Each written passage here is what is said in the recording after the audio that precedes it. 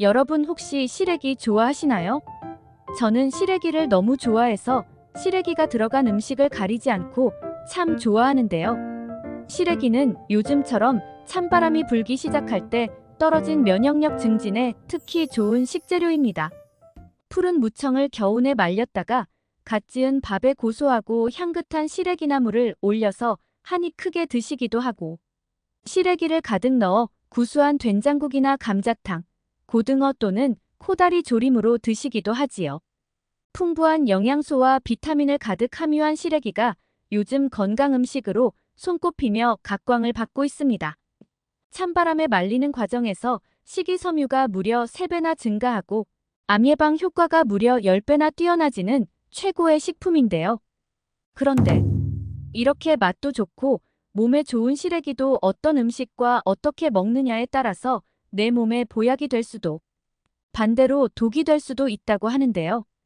건강을 위한 올바른 시래기 섭취법과 최악의 섭취법을 지금부터 알려드리겠습니다.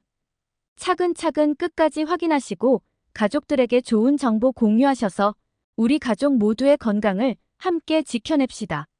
구독과 좋아요는 언제나 감사합니다. 시래기와 최악의 궁합인 음식 첫 번째는 바로 두부입니다. 구수한 시래기 된장국에 두부 한 모를 크게 썰어 넣어 드시는 분들 참 많으실 텐데요. 놀랍게도 시래기와 두부는 궁합이 그리 좋지 않습니다. 혹시 시래기가 겨울철 최고의 무기질과 비타민의 왕이라는 사실 알고 계셨나요? 시래기에는 칼슘의 제왕으로 불리는 우유에 무려 2배나 되는 칼슘이 들어있고 소고기의 8배에 달하는 철분이 함유되어 있는데요. 겨울철 다른 식품들에 비해 이렇게 건강에 으뜸인 무기질의 함량이 월등히 뛰어납니다. 시래기는 추운 곳에서 말릴수록 제맛을 내는 채소인데 껍질이 부드러워지면서 맛도 좋아지지만 특히 추위와 찬바람을 잘 견딘 시래기는 영양소도 더 우수해집니다.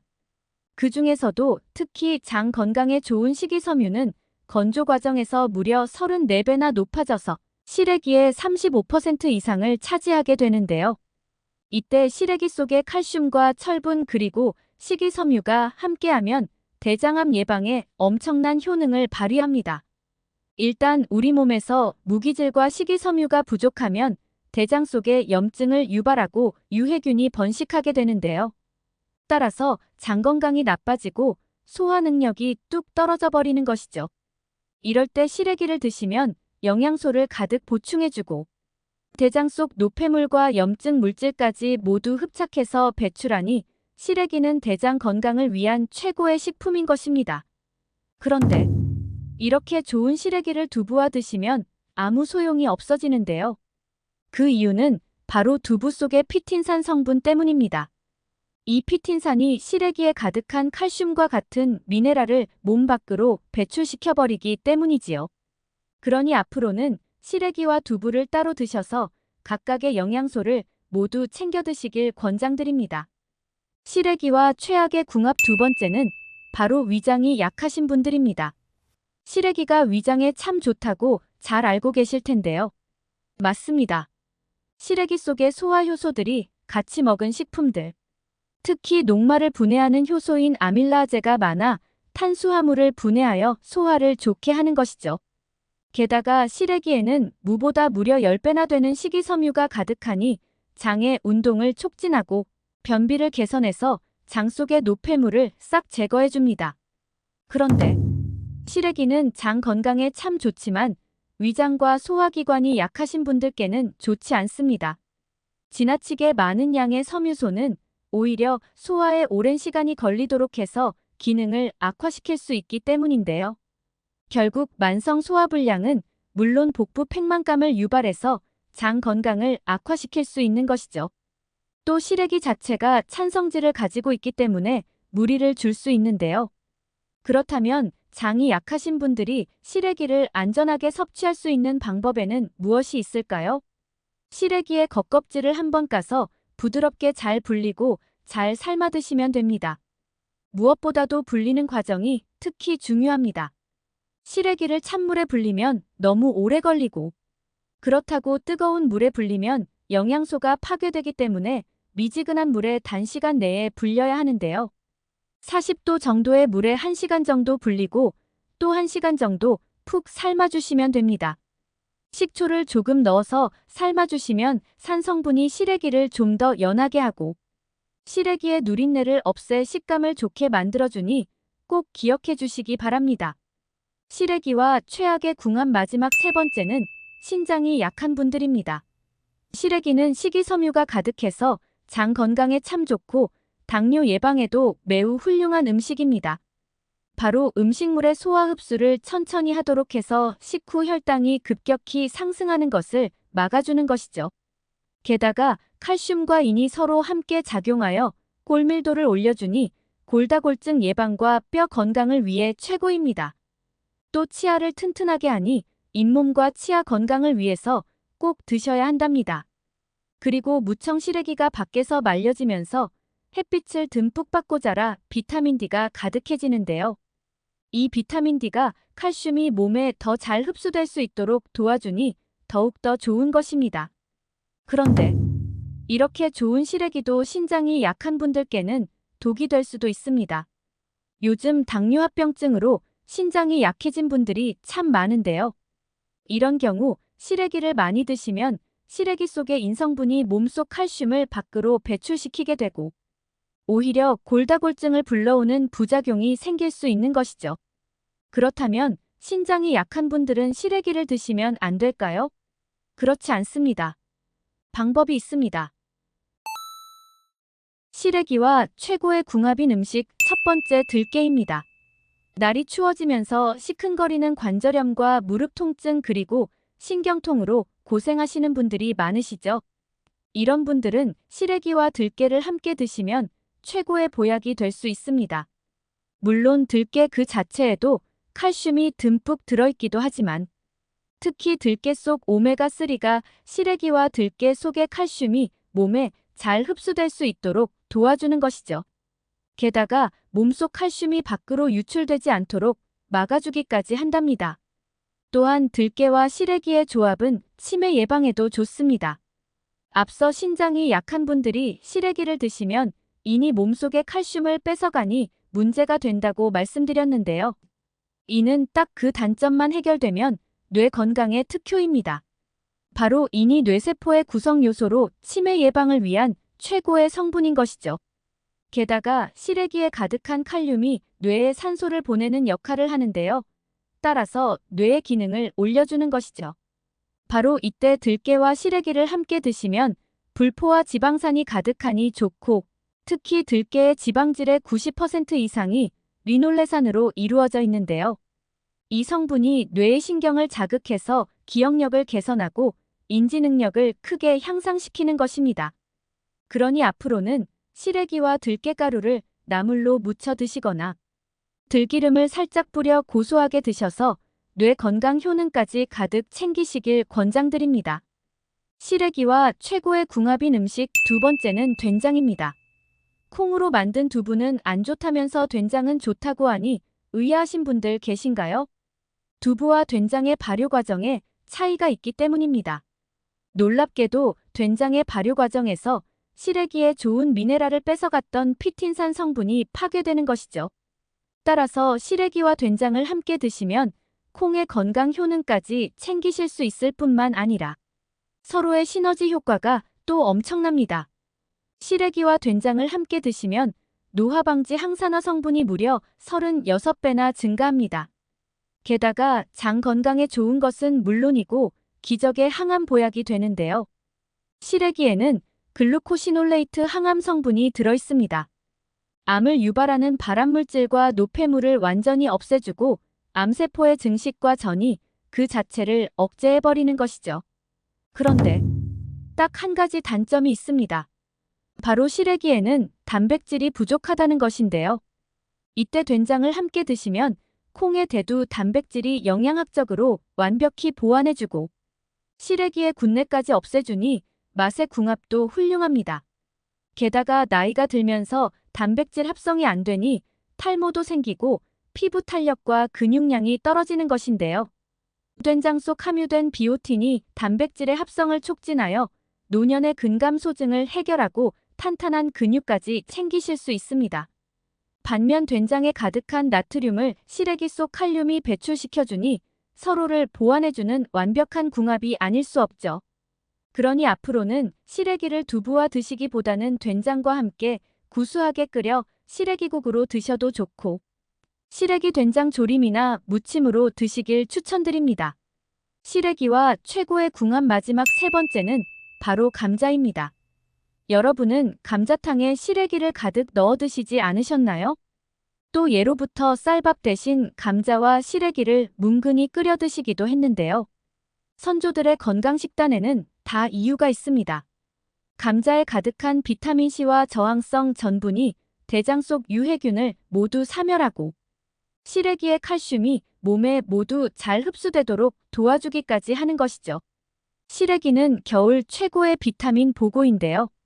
시래기에는 비타민C가 딸기보다 훨씬 많고 비타민 A는 당근보다도 많은데요.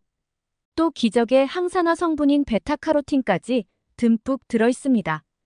바로 이런 이유 때문에 시래기의 또 다른 별명이 천연 감기약인 것이죠. 우리 몸에 손상된 세포를 회복하고 재생시켜주며 바이러스까지 막아주니 면역력을 쑥쑥 올려주는 것입니다. 게다가 이 성분들이 항산화 작용을 해서 몸속의 노화와 염증을 일으키는 활성산소를 모두 없애고 콜레스테롤 수치를 뚝 떨어뜨릴 뿐만 아니라 혈관을 튼튼하게 하니 심혈관 건강을 위한 최고의 보약인 것입니다. 여러분은 혹시 소고기 좋아하시나요? 저는 닭고기, 돼지고기도 좋아하지만 고소한 소고기를 참 좋아하는데요. 특별한 날 먹는 한우부터 달달하고 짭조름한 맛이 일품인 소불고기까지 외국인들도 좋아하는 소고기는 예로부터 우리 몸의 기운을 되살려주는 보양식으로 많이 먹어왔습니다. 소고기는 우리 몸에 필요한 성분을 보완해준다고 하여 허리가 아프면 소의 허리뼈를, 다리가 아프면 소의 다리뼈를 푹 고아서 먹었습니다. 불고기를 쌈 채소와 함께 먹으면 그 맛의 조화가 굉장해서 처음 먹어보는 외국인은 물론이고 남녀노소 가리지 않고 좋아하는 음식으로 손꼽히고 있습니다. 소고기는 우리 몸에 꼭 필요한 동물성 단백질인 필수 아미노산 함량이 매우 높은 완전 단백질 식품인데요. 각종 비타민은 물론 칼슘, 아연, 셀레늄 등 다양한 영양소가 골고루 함유되어 있어서 우리 건강에 큰 도움을 주는 고마운 음식입니다. 따라서 소고기를 드시면 비타민과 단백질을 듬뿍 섭취할 수 있어 건강에 좋을 뿐만 아니라 쇠약감, 어지럼증, 혈액 건강 심지어 뇌기능 저하로 인해 발생하는 치매와 유사한 증상을 예방하는 데도 큰 효능이 있습니다. 또한 소의 간은 이미 잘 아시는 바와 같이 침침한 눈을 밝게 해주어 시력 건강에도 매우 좋습니다. 그런데 이렇게 맛도 좋고 몸에 좋은 소고기도 어떤 음식과 어떻게 먹느냐에 따라서 내 몸에 보약이 될 수도 독이 될 수도 있다고 하는데요. 건강을 위한 올바른 소고기 섭취법과 최악의 섭취법을 지금부터 알려드리겠습니다. 차근차근 끝까지 확인하시고 가족들에게 좋은 정보 공유하셔서 우리 가족 모두의 건강을 함께 지켜냅시다. 구독과 좋아요는 언제나 감사합니다. 소고기의 잘못된 섭취 방법. 첫 번째는 고온에 튀기거나 숯불에 구워 먹을 때 태운 부위를 무심코 먹는 것입니다. 고기를 먹을 때 특히 탄 부위가 더 맛있다고 하여 좋아하는 분들도 계실 텐데요. 한두 번 먹는 것은 괜찮지만 오랫동안 꾸준히 탄 고기를 섭취하게 되면 우리 몸속에서 어떤 현상이 일어날까요? 건강을 해치고 위암, 대장암 등 정말 큰 병을 불러올 수 있습니다. 고기를 140에서 200도 사이에서 굽기 시작하면 마이야르 반응이 일어나는데요. 이 온도는 단백질 변형으로 고기 특유의 감칠맛을 최대한 끌어올리는 온도라고 합니다. 하지만 문제는 이때 고기의 가장자리나 비계와 살코기 부분이 타면서 벤조피렌이라는 발암물질이 생성된다는 것입니다. 그래서 고기를 먹을 때 탄 부분은 먹지 말라고 하는 것입니다. 심지어 벤조피렌은 고기가 탄 부위에만 생성되는 것이 아니라 고기가 탈 때 생기는 연기에도 포함되어 있다고 합니다. 그러므로 집에서 고기를 구울 때는 환기를 자주 해주는 것이 좋습니다. 무엇보다 단백질이 풍부한 소고기는 높은 온도에서 요리하면 몸에 좋지 않은 벤조피렌이 일반적으로 생성되므로 소고기를 삶지 않고 구워서 조리하실 때는 각별한 주의가 필요합니다. 특히 오랫동안 많은 양의 벤조피렌에 노출되면 적혈구가 파괴되어 빈혈이 생기고 면역력이 저하될 수 있으며 심하면 생식 독성이 발생할 수 있는 위험이 증가합니다. 이 중에서도 유독 벤조피렌이 무서운 이유는 인체 내의 DNA와 결합하여 돌연변이를 일으키는 발암물질 1군으로 분류되는 매우 위험한 독성 물질이기 때문입니다. 따라서 식품의약품안전처에서는 양파나 마늘과 같은 황화합물이 들어있는 향신료나 또는 적포도주와 녹차의 카테킨 등의 항산화제를 첨가하여 함께 조리하면 벤조피렌 생성 억제에 도움이 된다고 합니다. 그리고 식이섬유가 많은 쌈채소와 반드시 함께 먹는 것을 권장하고 있는데요. 이는 채소가 우리 몸에서 해독 작용을 하기 때문입니다. 또한 탄 부분은 반드시 잘라내고 섭취하는 것이 매우 중요합니다. 소고기와 상극인 음식. 두 번째는 바로 부추입니다. 많은 분들이 고기와 함께 먹는 채소인 부추가 소고기와 상극이라는 사실이 의아하실 겁니다. 한의학적으로 소고기와 부추는 모두 뜨거운 성질을 가진 음식입니다. 그래서 열이 많은 사람이 이 두 가지를 함께 드실 경우 발열, 두통, 소화불량 등이 유발될 수 있습니다. 또 위가 약하신 분들은 위통과 위염이 동반될 뿐만 아니라 간에 부담을 주어 간 기능을 떨어뜨릴 수 있고 시력에도 나쁜 영향을 미칠 수 있다고 합니다. 특히 위나 장에 열이 많으신 분들이 소고기와 부추를 함께 섭취할 경우 설사를 유발할 수 있고 몸이 건조해질 수도 있다고 합니다. 심지어 잇몸까지 부을 수 있으니 함께 드시는 것은 가급적 피하시는 게 좋답니다. 소고기와 상극인 음식. 세 번째는 고구마와 밤입니다. 소고기와 함께 저녁을 드신 후 후식으로 고구마나 밤을 드시는 분들 있으시죠? 한방에서는 소고기와 고구마 그리고 소고기와 밤을 서로 상극인 식품으로 간주하고 있습니다. 소고기와 고구마, 소고기와 밤은 소화에 필요한 위산의 농도가 각각 다를 뿐만 아니라 소화작용이 서로 맞지 않기 때문에 서로가 가지고 있는 좋은 영양분이 체내에 흡수되는 것을 방해하여 소화가 잘 안 되고 속이 더부룩해지기 쉽습니다. 그 이유는 소고기는 단백질과 지방이, 고구마와 밤은 전분이 주성분이기 때문인데요. 따라서 위에서 머무는 시간이 길어지면 위에 부담을 주고 복통과 설사 그리고 소화불량을 일으킬 수 있습니다. 최근 육류 섭취는 심장질환과 각종 성인병을 유발하고 대장암을 발생시키는 위험 요인이라는 점이 부각되면서 고기를 당장 끊어야 한다는 목소리가 적지 않은데요. 그런데 육식의 가장 큰 단점은 지방 과다 섭취와 조리 방법에 있는 것이지 고기 자체에 문제가 있다고 볼 수는 없다고 합니다. 건강을 위한 바람직한 영양소 섭취 비율은 탄수화물이 55에서 60%, 지방은 15에서 20%, 단백질은 20에서 25% 정도입니다. 하지만 공유가 주식인 우리나라에서는 탄수화물과 지방은 과다 섭취하고 육류 등의 단백질 섭취량은 높지 않다고 합니다. 하지만 고기를 더욱 챙겨 먹어야 하는 중요한 이유는 단백질이 우리 몸에서 만들어지지 않기 때문인데요. 특히 나이가 들수록 신체 활동량이 줄어들고 근육도 자연스럽게 감소하게 됩니다. 그런데 근육량이 감소하게 되면 뼈를 단단히 받쳐주지 못해 골절 위험과 관절염 위험은 커지고 신체 균형 장애와 낙상 위험도가 2배 이상 높아진다는 것입니다. 그리고 근육이 줄어들면 근육의 에너지원인 포도당이 몸에 계속 쌓이는데요. 때문에 당뇨병이 생길 수 있고 칼로리 소비가 줄어들어서 혈액에 지방이 쌓이고 결국 심혈관 질환 위험률이 증가하게 됩니다. 따라서 건강한 삶을 위해서는 양질의 단백질을 적절히 균형 있게 섭취하는 것이 필수적입니다. 물론 콩이나 시금치 그리고 브로콜리, 유제품 등에도 단백질과 철분 등의 영양소가 풍부하게 들어 있습니다. 하지만 소고기에 비해 체내 흡수율이 낮아 대부분 몸 밖으로 배출됩니다. 또한 식물성 단백질에는 필수 아미노산 일종이 빠져 있는데 아미노산이 하나라도 없으면 나머지 아미노산을 효과적으로 사용할 수 없게 됩니다. 그러므로 육류 섭취를 무작정 제한하기보다는 적정량의 육류를 섭취하는 것이 건강을 위해서 더 좋을 수 있습니다.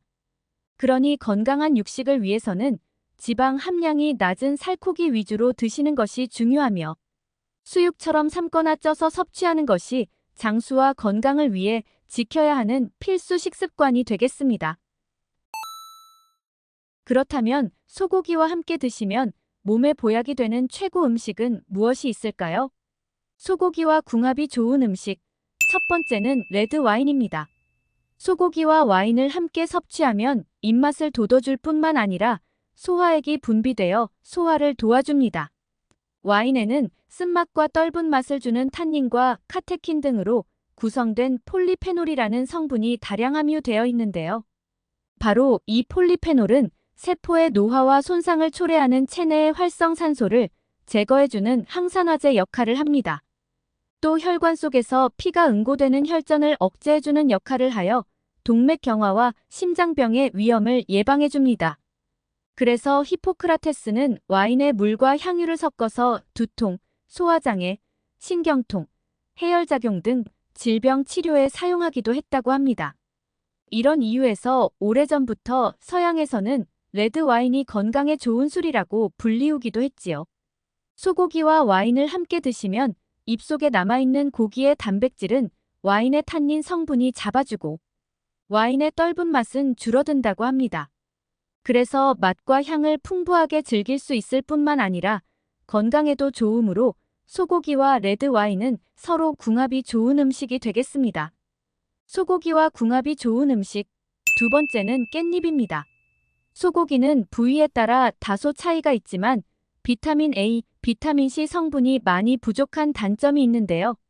이때 깻잎과 함께 드시면 깻잎에 함유된 풍부한 비타민 A, 비타민 C가 소고기에 부족한 영양분을 보충해주면 소고기의 콜레스테롤 증가를 예방해주기 때문에 최고의 궁합이 될 수 있습니다. 동의보감에 따르면 깻잎은 속을 고르고 편안하게 하는 효과가 있으며 위장을 튼튼하게 해줍니다. 게다가 깻잎은 한국인들이 가장 많이 걸리는 위암세포의 성장을 억제하는 효능이 있으며 심지어 시금치보다 철분이 2배나 많이 들어있어서 깻잎을 30g 정도만 먹어도 하루에 필요한 철분 섭취량을 모두 충족할 수 있습니다. 또 비타민C도 12mg 정도 함유되어 있는데요. 이는 사과 3개와 비슷한 함량에 가깝습니다. 소고기도 영양학적으로 많은 철분을 함유하고 있어서 비열이 심하거나 소화 흡수 기능이 약한 분들에게 도움이 되는 음식으로 추천되고 있습니다. 따라서 소고기와 깻잎이 만나면 이 두 음식에 함유된 다양한 영양 성분의 흡수가 극대화되어서 건강에 좋은 시너지 효과를 기대할 수 있답니다. 그러니 앞으로 소고기를 드실 때는 깻잎 및 다양한 쌈채소를 꼭 곁들여서 함께 드시기 바랍니다. 마지막 세 번째로 소고기와 궁합이 좋은 음식은 바로 무입니다. 소고기를 국거리로 이용할 때 가장 많이 만드는 음식이 바로 소고기 뭇국인데요. 이렇게 국거리로 소고기와 무를 조리하면 인체의 흡수율을 높일 수 있습니다. 무에는 비타민 A, B 그리고 C와 함께 미네랄이 골고루 들어있는데요.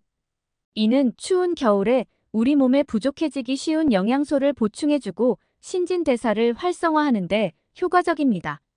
특히 무는 많은 단백질과 지방을 분해하는 효소를 가지고 있어서 예로부터 천연 소화제로 사용될 만큼 소화를 돕고 장 기능을 원활하게 해주는 효능이 있습니다. 또 무에는 식이섬유가 많이 들어있어서 콜레스테롤의 흡수를 억제하고 장을 활발하게 움직이게 하여 변비에도 도움을 줍니다. 게다가 무에 들어있는 시니그린 성분은 관절을 원활하게 하여 골다공증 예방에도 탁월하며 가래를 삭게 하고 기침 증상을 완화하는 효과가 있습니다. 따라서 소고기와 무가 만나면 서로의 영양을 보완해주는 효과를 볼 수 있으며 각각의 영양분이 체내에서 최대한 많이 흡수되도록 도와주기 때문에 최고의 궁합이라고 할 수 있겠습니다. 심지어 겨울에 먹는 무는 겨울 산삼으로 불릴 정도로 영양이 만점인 채소이기에 소고기 드실 때 잊지 마시고 물을 꼭 함께 챙겨 드시길 권장드립니다. 지금까지 소고기를 드실 때 주의해야 할 점과 어떠한 방법으로 섭취해야 몸에 보약이 되는지에 대해 함께 알아보았습니다. 마지막으로 정리하자면 우선 소고기를 드실 때 태운 부위는 가급적 피하시는 것이 좋습니다. 그리고 부추, 고구마 그리고 밤과 함께 드시는 것은 건강에 안 좋은 영향을 끼칠 수 있으니 주의가 필요합니다. 소고기는 와인, 깻잎 그리고 무와 함께 드시면 그 맛과 영양소가 2배가 되어 시너지 효과를 챙겨가실 수 있습니다. 여러분 혹시 호박씨 좋아하세요? 저는 호박씨 볶음, 호박씨 강정은 물론이고 호박씨 쿠키, 스프, 빵 등 호박씨를 이용해 만든 다양한 음식을 모두 좋아하는데요. 요거트에도 넣어 먹으면 부드럽고 고소한 맛이 나고 영양 성분이 일품이라 잘 익은 늙은 호박이 많은 가을에 많이들 즐겨 드실 텐데요. 호박씨에는 레시틴과 불포화 지방산이 함유되어 있어 혈액 내에 있는 콜레스테롤 수치를 낮춰주어 고혈압에 도움을 주며 칼슘, 마그네슘 성분은 혈관을 튼튼하게 해주고 나트륨과 노폐물의 배출을 도와 혈액순환에 도움이 된다고 합니다. 또한 호박씨는 외국에서 영양소가 풍부한 슈퍼푸드로 인정받고 있는 식품이며 최근 우리나라에서도 체내에 축적될 염려가 적은 착한 불포화 지방산이 풍부한 씨앗으로 알려지면서 간식으로 점점 인기가 높아지고 있는 웰빙 식품이랍니다. 호박씨는 비록 작은 크기의 씨앗이지만 생명을 위한 영양분을 모두 가지고 있기 때문에 영양학적으로도 매우 우수한 식품이라고 합니다. 이는 호박 씨앗이 차가운 땅 속에서 싹을 키우고 새싹으로 자라나기 위해서 필수적인 영양분을 듬뿍 담고 있기 때문인데요. 호박씨에는 망간, 마그네슘, 필수 아미노산, 칼슘 아연 등 다양한 영양소가 듬뿍 들어 있습니다. 이러한 다양한 영양소 덕분에 호박씨를 간식으로 먹으면 당뇨병, 심장질환, 근육과 뼈 통증, 탈모를 관리하는 데 도움을 준다고 합니다. 더 놀라운 사실은 호박씨가 잦은 빈뇨나 요실금을 조절해주는 놀라운 효능이 있다고 합니다. 중년층을 포함해 노년층이 겪는 고통 중 하나가 빈뇨증과 요실금인데요. 건강보험심사평가원에 따르면 소변량이 적으면서 소변이 자주 마려운 빈뇨증이나 나도 모르게 소변이 흐르는 요실금의 문제로 어려움을 호소하는 사람들이 점점 늘어나고 있는 추세라고 합니다. 그런데 고맙게도 호박씨를 꾸준히 섭취하면 요실금 개선은 물론이고 야간 빈뇨 횟수까지 확실히 잡아주는 놀라운 효능을 경험하실 수 있다고 합니다. 그런데 이렇게 맛도 좋고 몸에 좋은 호박씨도 어떤 음식과 어떻게 먹느냐에 따라서 내 몸에 보약이 될 수도 반대로 독이 될 수도 있다고 하는데요. 건강을 위한 올바른 호박씨 섭취법과 최악의 섭취법을 지금부터 알려드리겠습니다. 차근차근 끝까지 확인하시고 가족들에게 좋은 정보 공유하셔서 우리 가족 모두의 건강을 함께 지켜냅시다. 구독과 좋아요는 언제나 감사합니다. 호박씨와 최악의 궁합인 음식 첫 번째는 바로 흰쌀이나 흰빵 같은 고탄수화물 음식입니다. 흰빵이나 흰쌀과 같은 정제된 탄수화물은 섬유질이 적기 때문에 소화와 흡수가 매우 빠릅니다.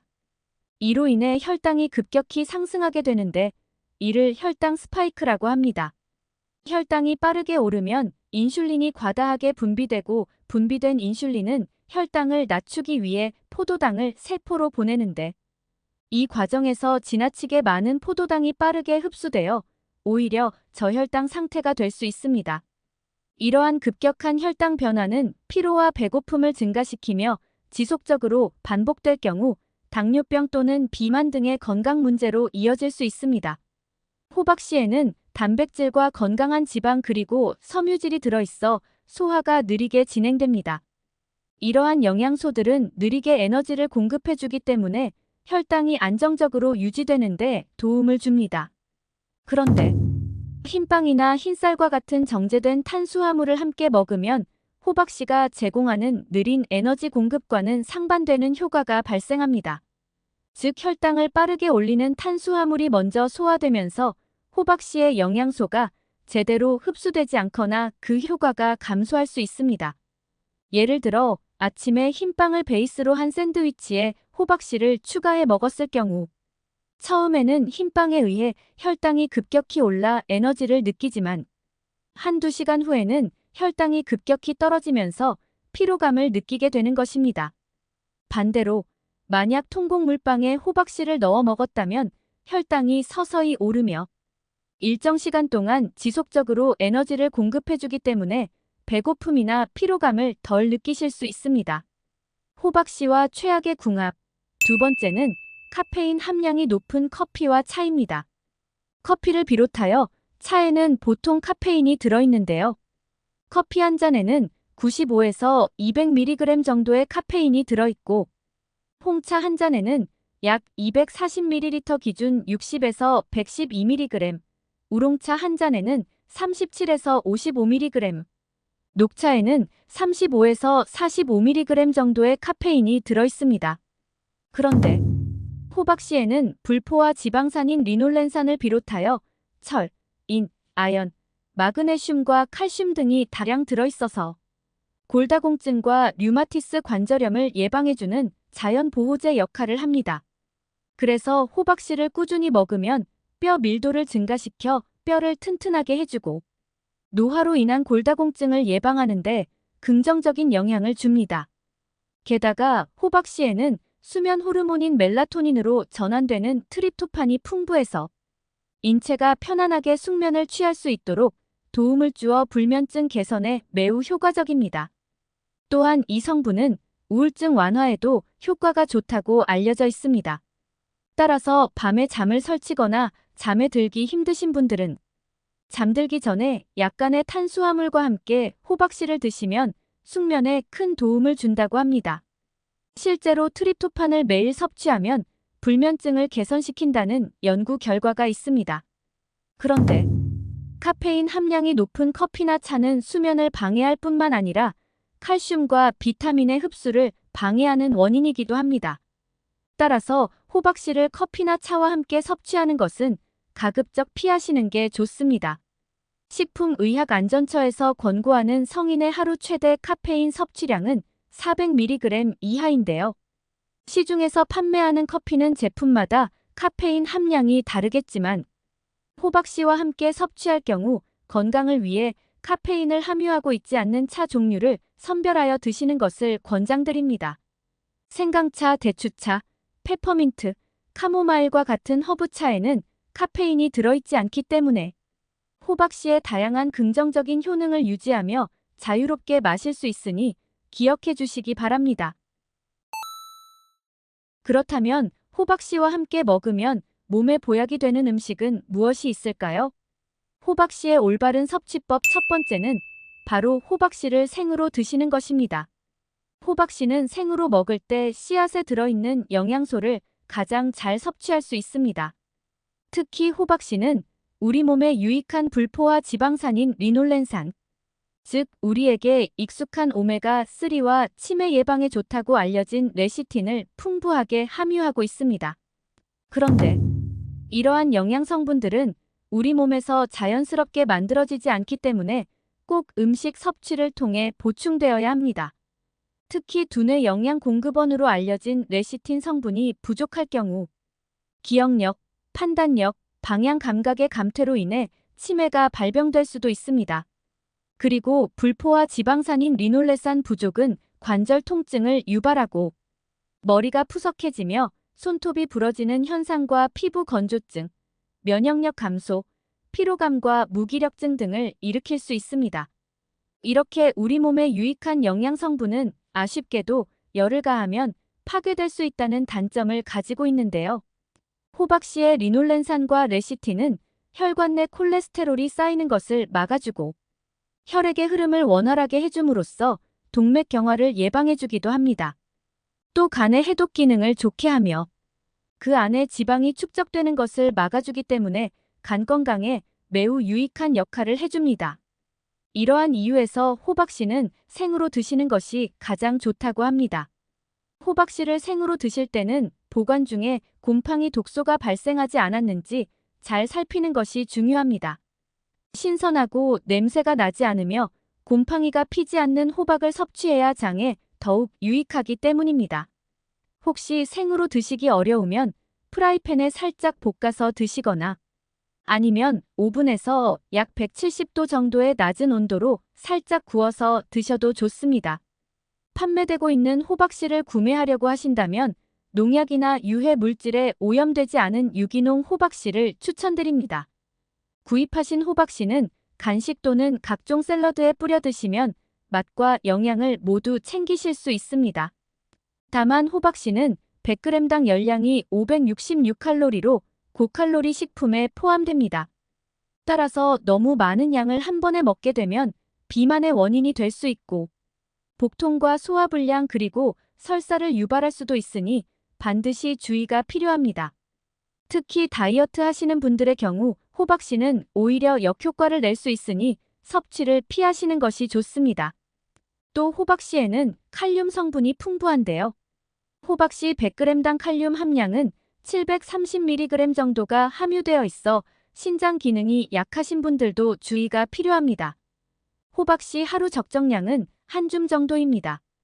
개수로는 약 150에서 180개 정도이고 양으로는 25g에서 30g 정도라고 하니 섭취 시 참고하시기 바랍니다. 호박씨와 궁합이 좋은 음식 두 번째는 바로 블루베리나 딸기 같은 베리류 과일입니다. 베리류 과일은 강력한 항산화제인 안토시아닌과 비타민 C를 풍부하게 함유하고 있습니다. 이 항산화제들은 우리 몸의 세포를 손상시키는 활성산소를 중화시켜 염증을 줄이고 심혈관 건강을 개선하는 데 도움을 줍니다. 호박씨에는 비타민 E가 들어있어 역시 강력한 항산화 효과를 발휘하는데요. 비타민 E는 세포막을 보호하고 피부와 눈 건강을 유지하는 데 중요한 역할을 합니다. 베리류 과일과 호박씨를 함께 섭취하면 두 항산화 성분이 시너지 효과를 발휘하여 세포 보호와 노화 방지에 더욱 도움을 받을 수 있습니다.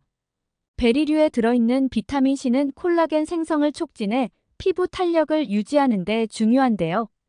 콜라겐은 피부를 탄력 있고 건강하게 유지하는 데 필수적인 단백질입니다. 호박씨의 비타민 E와 아연은 피부 세포의 재생을 돕고 염증을 줄여 피부 상태를 개선합니다.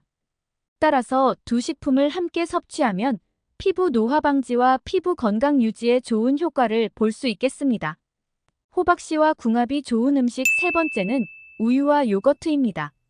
우유는 칼슘과 단백질이 풍부한 식품으로 뼈와 근육 강화에 도움이 되는 음식인데요. 그러나 칼슘은 우리 몸에 흡수되는 양이 의외로 적다고 합니다. 일반적으로 체내에는 25% 정도만 흡수되고 나머지는 몸 밖으로 배출된다는 것입니다. 따라서 칼슘의 흡수율을 높이기 위해서는 마그네슘과 함께 섭취하는 것이 매우 중요합니다. 다행히 호박씨에는 100g당 마그네슘 함량이 530mg이나 함유돼 있어서 우유와 호박씨를 함께 섭취하면 체내 칼슘 흡수율을 높여 뼈와 근육 건강을 챙길 수 있을 뿐 아니라 신경 안정 효과가 있는 마그네슘은 뇌와 신경을 튼튼하게 해주기 때문에 시너지 효과는 배가 된다고 합니다. 호박씨는 입안 가득 넣어 먹으면 아삭아삭 씹는 맛이 일품입니다. 하지만 만약 생으로 먹기에 다소 밋밋하다고 느껴지신다면 호박씨를 끓인 물에 넣어 호박씨 차로 만들어 먹어도 좋습니다. 이는 당뇨병 혈당 수치를 낮추고 침이나 체액 분비를 촉진시켜줍니다. 이외에도 호박씨를 믹서기에 곱게 가루로 갈아서 우유에 타서 드시면 시너지 효과를 극대화시킬 수 있습니다. 요거트는 유산균이 풍부하지만 단점이 하나 있는데요. 그건 바로 섬유질이 부족하다는 것입니다. 따라서 유산균을 드실 때는 반드시 유산균의 먹이가 되는 섬유질을 같이 먹어야 유산균 효과를 제대로 볼 수 있습니다. 호박씨는 섬유질이 풍부한 음식입니다. 그래서 요거트와 호박씨를 함께 드시면 호박씨는 유산균의 먹이가 되는 프리바이오틱스의 역할을 하게 됩니다. 이로 인해 유산균이 더 활발하게 대사작용을 할 수 있게 되는 것이죠. 게다가 요거트와 호박씨에는 설탕이 들어있지 않기 때문에 혈당 조절과 콜레스테롤 관리, 그리고 뼈 건강을 다스리는 데 있어서 큰 시너지 효과를 낼 수 있다고 합니다. 그러니 앞으로는 꼭 함께 챙겨 드시길 권장드리겠습니다. 여러분 혹시 브로콜리 좋아하세요? 저는 브로콜리를 정말 좋아해서 브로콜리가 들어간 반찬은 물론이고 브로콜리를 초고추장에 찍어 먹는 것도 너무 좋아하는데요. 브로콜리는 미국 타임즈가 선정한 세계 10대 슈퍼푸드 중 하나이자 철분의 왕이라는 별명을 얻을 정도로 다른 채소에 비해 철분의 함량이 2배나 많으며 독소 배출에 효능이 있는 클로로필도 풍부해서 간에 축적된 독소를 제거하는 해독 작용에 뛰어난 효과가 있답니다. 브로콜리는 비타민C와 식이섬유 그리고 각종 미네랄이 풍부하여 면역력 강화와 피부 건강은 물론이고 당뇨 완화에도 좋다고 알려져 있습니다. 특히 브로콜리는 암세포를 제압하는 1등 항암 채소로 알려져 있는데요. 그 이유는 바로 항산화 물질인 설포라판이라는 성분이 브로콜리에 많이 함유되어 있기 때문입니다. 그런데 이렇게 맛도 좋고 몸에 좋은 브로콜리도 어떤 음식과 어떻게 먹느냐에 따라서 내 몸에 보약이 될 수도 반대로 독이 될 수도 있다고 하는데요. 건강을 위한 올바른 브로콜리 섭취법과 최악의 섭취법을 지금부터 알려드리겠습니다. 차근차근 끝까지 확인하시고 가족들에게 좋은 정보 공유하셔서 우리 가족 모두의 건강을 함께 지켜냅시다. 구독과 좋아요는 언제나 감사합니다. 잘못된 브로콜리 섭취 방법 첫 번째는 브로콜리를 물에 지나치게 익혀서 드시는 것입니다. 많은 분들이 대부분 브로콜리를 물에 데쳐서 드실 텐데요. 브로콜리는 암세포를 제압하는 1등 항암 채소로 알려져 있답니다. 그 이유는 바로 항산화 물질인 설포라판이라는 아주 독특한 성분이 브로콜리에 함유되어 있기 때문인데요. 이 성분이 우리 몸속에 NRF의 활성을 촉진시키는 작용을 합니다. NRF라는 것은 한마디로 인체의 모든 항산화 시스템을 총괄하는 단백질을 뜻합니다. 항산화 성분이 직접적으로 암세포 또는 염증과 싸워주는 역할을 한다는 사실은 이미 많이 들어서 알고 계실 겁니다. 그리고 다양한 항산화 성분들이 가장 풍부하게 들어있는 식품이 채소나 과일인데요. 그래서 전문가들은 채소와 과일 섭취가 중요하다고 강조하는 것입니다. 여러 연구에서 설포라판은 전립선암, 유방암, 위암, 폐암, 백혈병 그리고 간암세포의 생성을 감소시킨다고 알려져 있습니다. 특히 간암세포의 성장을 억제하고 암세포가 몸집을 키우기 위해서 반드시 필요한 신생혈관이 만들어지는 것을 막아주는 역할도 하는 것으로 알려져 있습니다. 그런데 항암 물질인 셀포라판은 조리법에 따라서 함량 차이가 많이 나기 때문에 어떻게 먹느냐가 매우 중요합니다. 브로콜리를 찌기, 볶기, 물에 데치기, 전자레인지 돌리기 등 다양한 방법으로 실험한 결과에 따르면 찜으로 쪄서 먹을 때 브로콜리의 항암 성분이 가장 많이 증가하는 것으로 나타났습니다. 쪄서 먹는 것보다 적지만 프라이팬에 볶거나 전자레인지에 돌렸을 때도 항암 성분이 증가하는 것 역시 확인되었습니다. 이에 반해서 끓는 물에 그냥 데쳤을 경우 반대로 0.4배가 감소되었다고 합니다. 국에 넣거나 수프로 끓여 먹으면 항암 성분은 그 이하로 떨어지게 된다는 결과 역시 나타났습니다. 물론 브로콜리에는 설포라판만 들어있는 것은 아닙니다. 식이섬유도 굉장히 풍부하고 그 외에 비타민C 역시 정말 많이 함유되어 있습니다. 눈과 피부에 좋은 비타민 A, 뼈를 튼튼하게 하는 비타민 K 등도 매우 풍부하기 때문에 끓는 물에 데쳐 먹는다고 해서 영양 성분이 모두 없어지는 것은 아닙니다. 하지만 이왕이면 항암 채소를 먹는 이점을 누리는 것이 더 좋겠지요. 만약 브로콜리를 물에 데친다면 1분 이내로 짧게 하시는 것이 좋고 가능한 쪄서 먹거나 기름을 살짝 두르고 볶아서 드시는 방법을 추천드립니다. 그렇다면 브로콜리가 가지고 있는 좋은 효능 중에서도 특히 항암 효과를 제대로 보려면 어떻게 먹는 것이 좋을까요? 여러분이 마트에서 구입하신 브로콜리에는 설포라판이 없다는 사실 알고 계셨나요? 구입하신 브로콜리 안에는 설포라판이 되기 전 상태인 글루코라파닌이라는 성분으로 존재하다가 미로시나아제라는 효소에 의해서 설포라판으로 바뀌게 되는 것입니다. 이는 세포벽에 의해서 효소가 분리되어 있기 때문인데요. 그럼 어떻게 하면 좋을까요? 브로콜리를 잘라주면 됩니다. 브로콜리를 자르면 세포벽이 깨지게 되는데 이때 설포라판으로 합성되는 것입니다. 이러한 원리로 브로콜리의 설포라판 성분을 3배가량 늘려서 섭취하는 방법도 있는데요. 브로콜리를 잘라서 1시간 반 정도 그냥 방치하면 양이 점점 많아지면서 항산화 성분이 3배로 증가하게 됩니다. 그래서 브로콜리는 먹기 직전에 자르는 것보다는 미리 잘라서 손질해 두는 것이 좋습니다.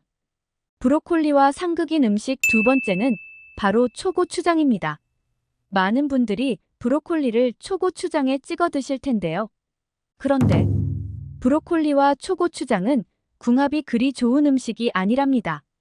브로콜리에는 최고의 항산화 물질인 베타카로틴이 가득해서 우리 몸의 면역력을 강화하고 혈당 조절을 도와줍니다. 그래서 브로콜리는 당뇨 환자에게 좋은 채소이기도 하지요.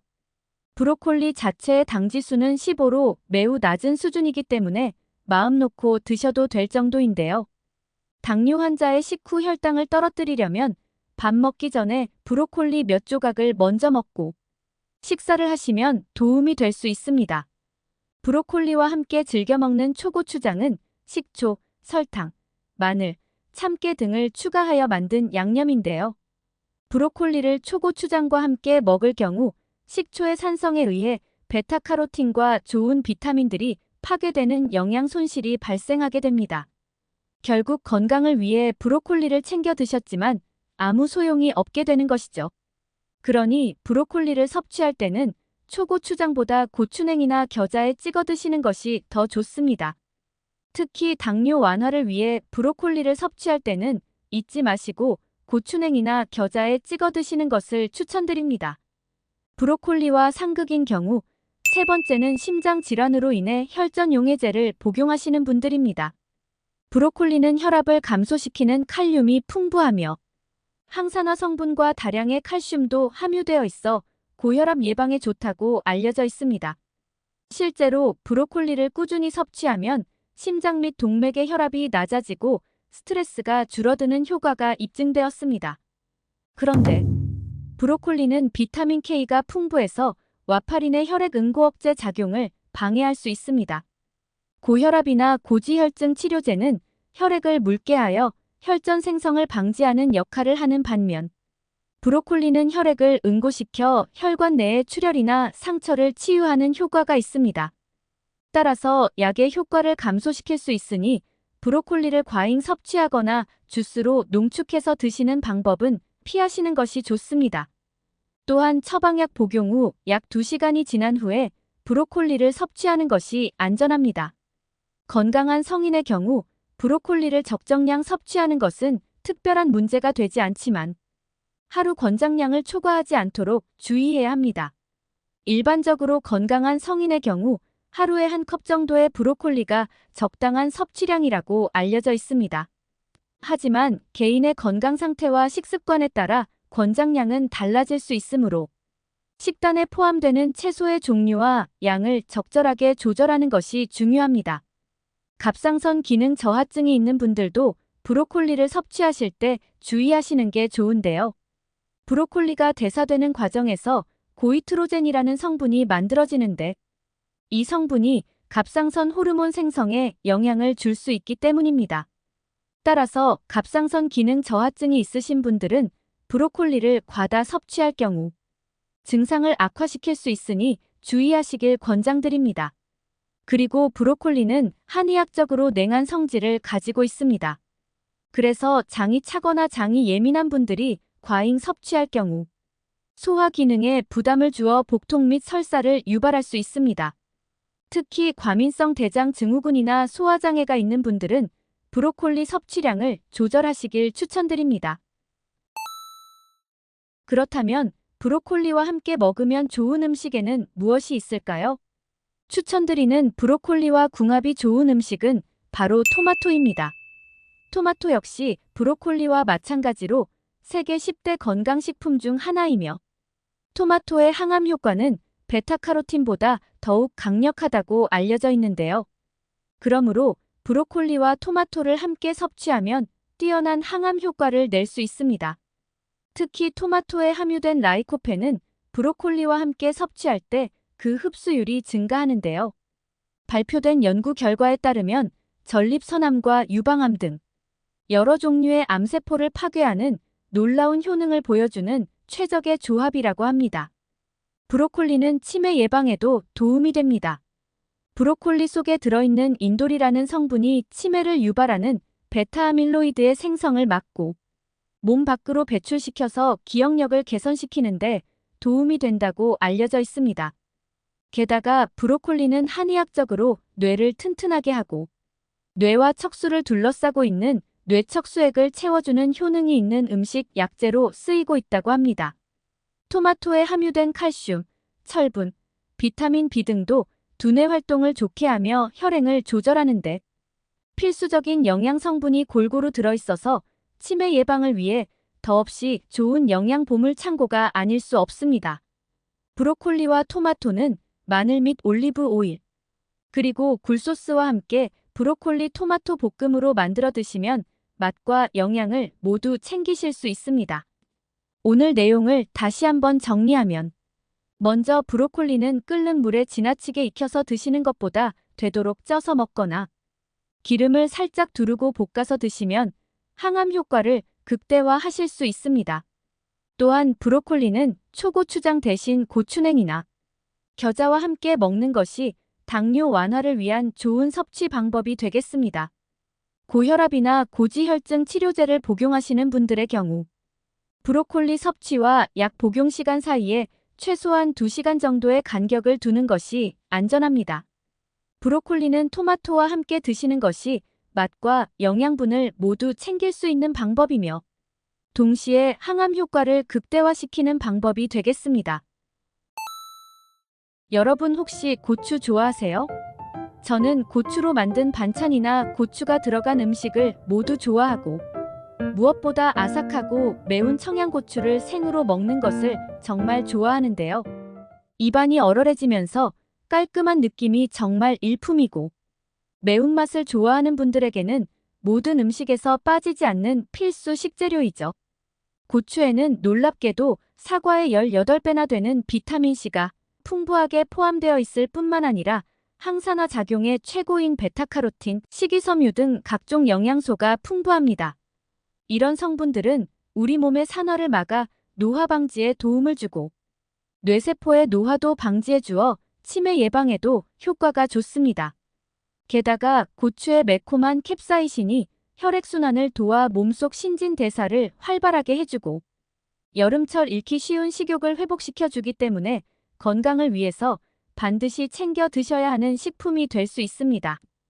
또 신경통 및 관절염 증상을 완화해주는 효능까지 있을 뿐더러 평소 몸이 차서 소화장애를 자주 경험하는 분들에게 매우 좋은 식품이 아닐 수 없습니다.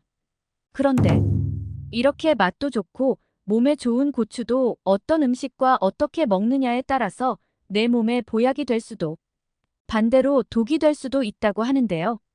건강을 위한 올바른 고추 섭취법과 최악의 섭취법을 지금부터 알려드리겠습니다. 차근차근 끝까지 확인하시고 가족들에게 좋은 정보 공유하셔서 우리 가족 모두의 건강을 함께 지켜냅시다. 구독과 좋아요는 언제나 감사합니다.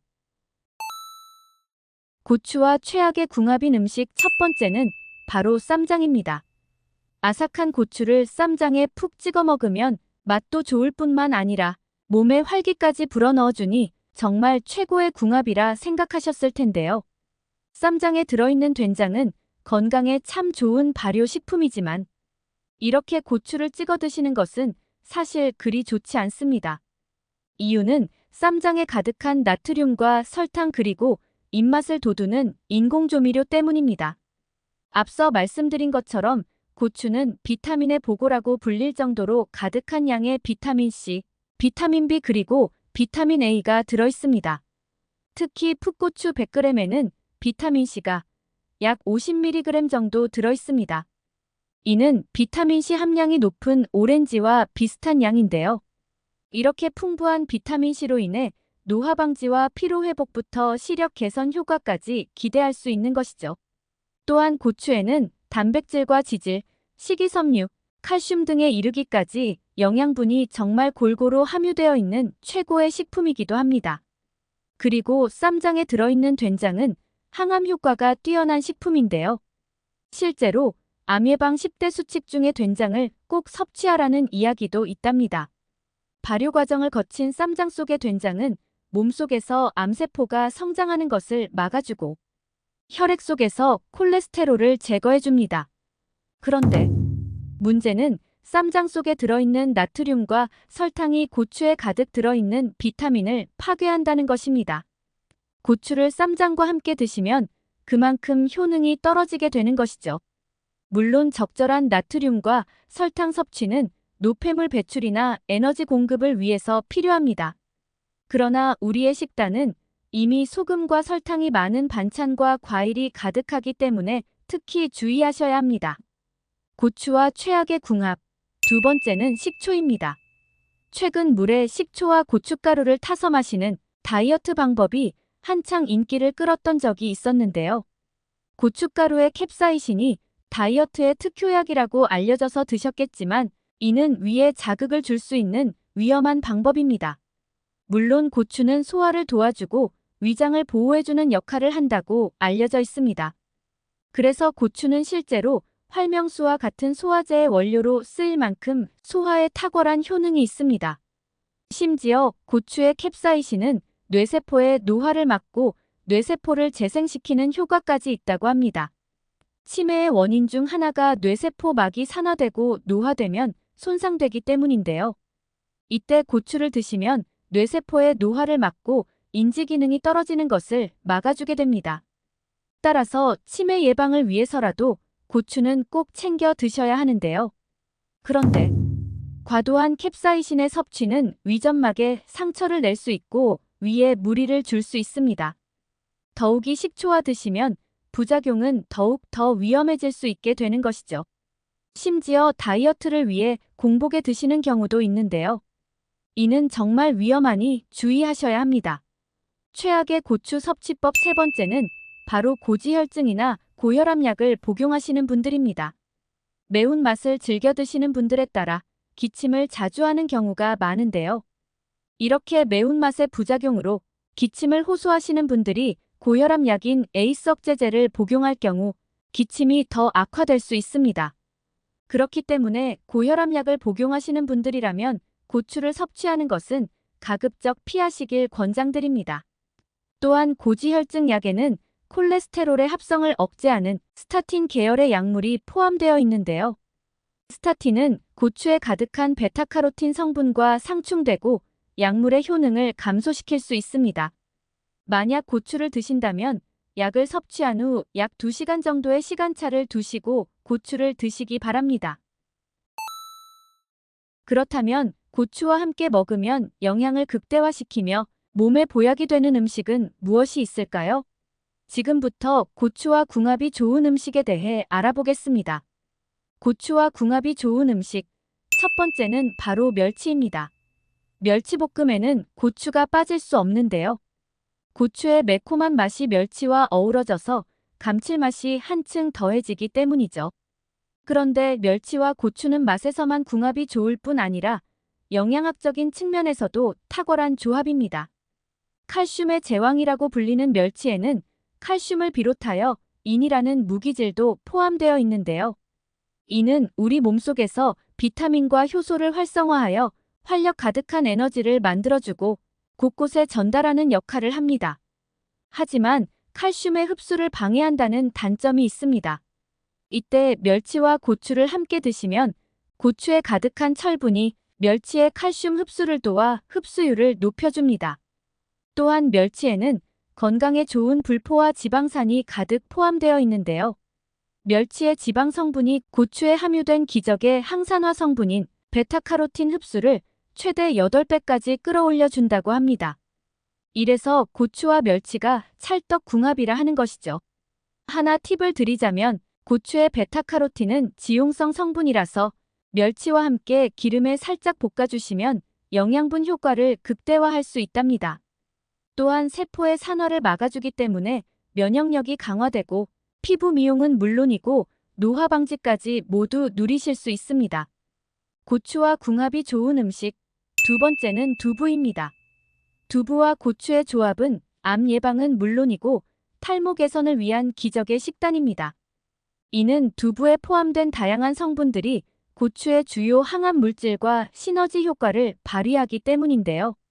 두부에는 이소플라본과 사포닌 등의 성분이 풍부하게 포함되어 있습니다. 이러한 성분들은 암세포의 증식을 억제하고 스스로 사멸하도록 유도하는 강력한 항암 작용을 합니다. 특히 두부의 이소플라본은 유방암, 전립선암 등 호르몬 관련 암 예방에 효과적인 것으로 알려져 있습니다.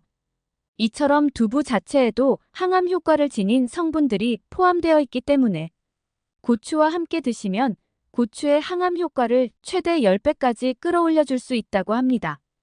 또한 두부의 이소플라본과 고추의 캡사이신은 머리카락의 모세포를 활성화하여 탈모 예방을 비롯해 머리카락의 성장 촉진에 도움을 줄 수 있습니다.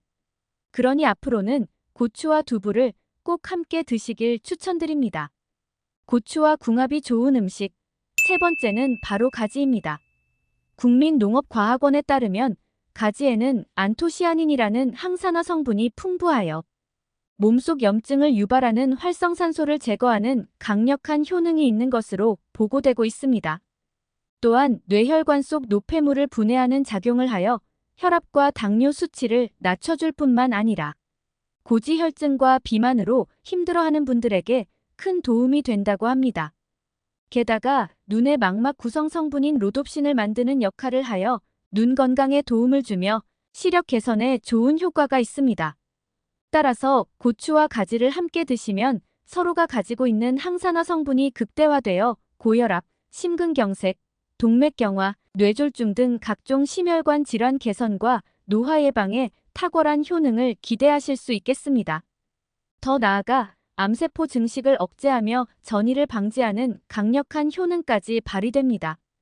또한 콩팥에 열을 내려주어 혈액 속 노폐물을 배출시켜주고 혈당 상승을 막아 당뇨병 예방 및 관리에도 도움을 줍니다. 그리고 가지와 고추를 함께 볶으실 때 들기름 한 스푼을 넣어주시면 항산화 효능이 더 높아진다고 합니다. 들기름의 풍부한 오메가3는 혈관 벽에 붙어있는 콜레스테롤을 제거하고 끈적한 혈전이 생기는 것을 막아주며 치매 예방에도 좋다고 알려져 있습니다. 그러니 앞으로는 꼭 함께 챙겨 드시길 추천드립니다. 오늘은 시래기의 올바른 섭취법에 대해 알아봤습니다. 정보가 도움되셨다면 주변의 소중한 분들에게 영상을 공유해주세요. 구독과 좋아요도 부탁드릴게요. 구독과 좋아요는 새마을 정보에게 언제나 큰 힘이 됩니다. 다음에 더 유익한 영상으로 찾아오겠습니다. 새마을 정보는 언제나 구독자 여러분이 건강하시길 진심으로 기원합니다. 건강하고 행복하세요.